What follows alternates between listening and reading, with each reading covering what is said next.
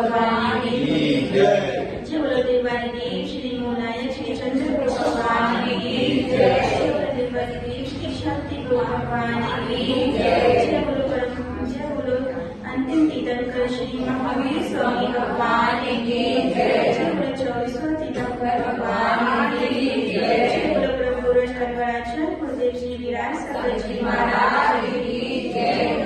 भगवान चरण चूड़ामणि श्री विशुद्ध सागर जी महाराज की जय। जय बोलो परम पूजनीय श्री स्मिता श्री माता की जय।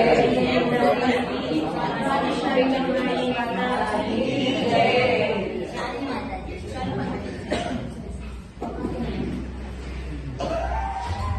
आज बस से अपन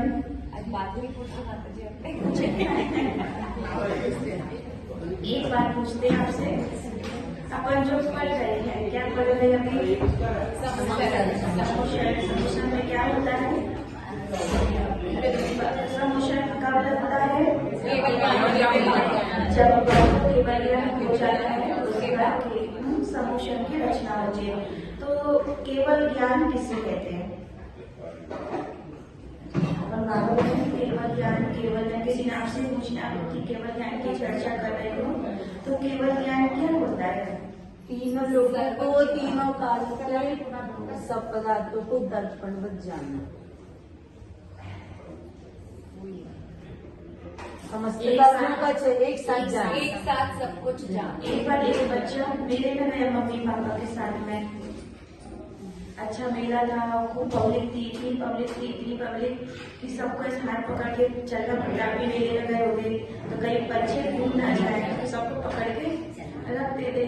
तो बच्चा गया तो अपनी मस्ती में था, मम्मी पापा के दर उसको एक चीज दुकान अच्छी लगी, झूला अच्छा लगा, मैं खड़ा हो गया, मम्मी पापा आगे निकल गए।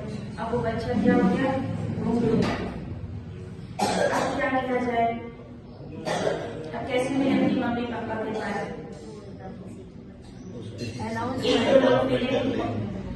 एक दो लोग मिले उसको, रोने लगा बच्चा, मम्मी पापा नहीं है, मम्मी पापा नहीं है। तो लोगों ने पूछा बेटा बता कि मम्मी पापा का नाम बताओ, किसका नाम बताओ? मम्मी पापा का नाम बताओ, पता बता दो, कुछ तो बताओ। तो उसको कुछ मालूम तो मिल सकता क्या? ऐसी है मेले में कहा गए, जैन धर्म में आ गए, सब कुछ मिल गया, पर अगर जो पता था पता नहीं है। समस्त कर्मों का क्षय। तो केवल ज्ञान आप ऐसा पढ़ रहे हैं 3 दिन से, केवल ज्ञान आज पता लगा कि केवल ज्ञान क्या है। तो क्या होता है केवल ज्ञान? तीनों लोगों को एक साथ समस्त कर्मों का क्षय हो जाना और समस्त कर्मों का क्षय हो जाना। हाँ ये भी सही है, सही है। और किसी को केवल ज्ञान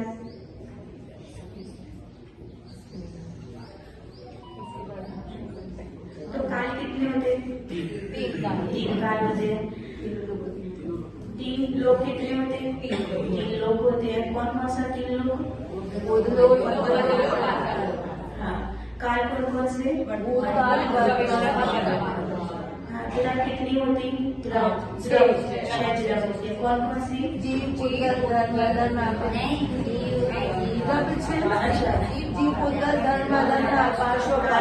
ठीक है।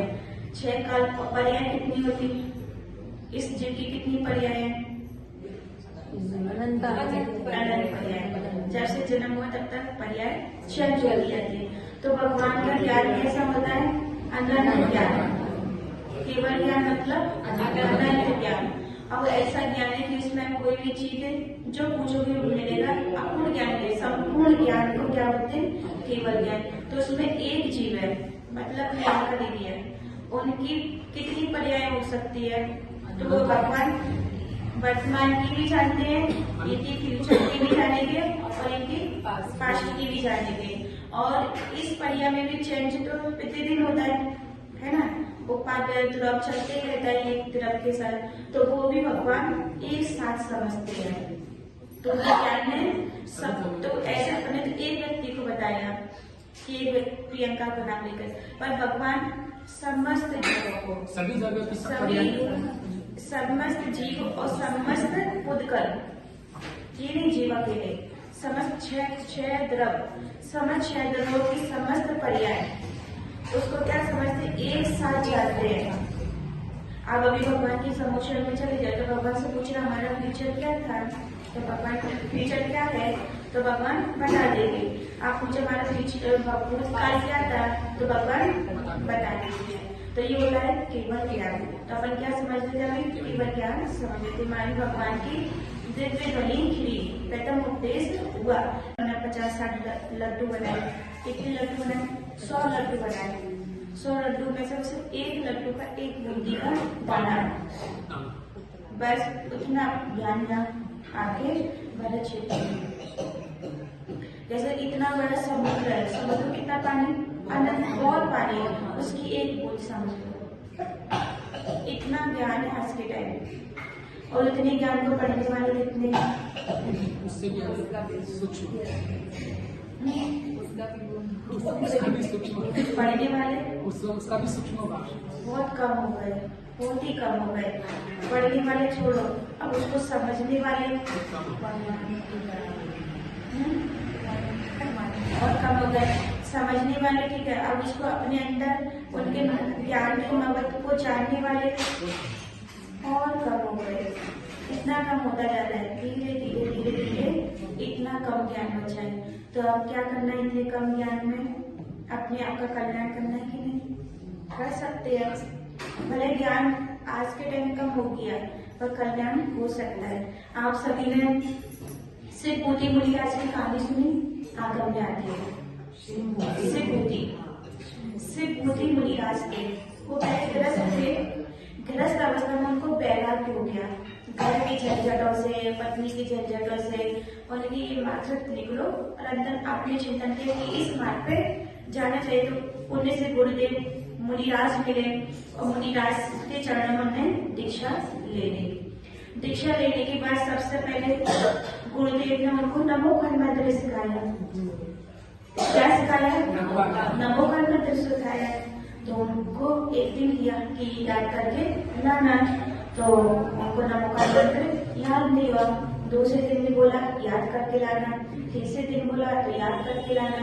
तो गुरुदेव को थोड़ा अच्छा नहीं लगा, उन्होंने बोला जब तक तुम नमो खंड मंत्र याद नहीं करोगे तो किसी के सामने नहीं रहोगे, पीठ दीवार के सामने बैठ जाओ, मुँह करो और बैठ जाओ। ऐसे करके उनको याद दिलाया पर भी उनको याद नहीं हुआ। ऐसे कितने महीने हो गए, 1 महीना निकल गया, 2 महीने निकल गए, 3 महीने निकल गए, 4 महीने, इतने तो ज्ञान, इतने अल्प ज्ञानी तो अपन भी नहीं है। 6 महीने निकल गए, 6 महीने हो गए, फिर भी उनको याद नहीं हुआ। अब क्या किया जाए, फिर 7वां महीना भी निकल गया,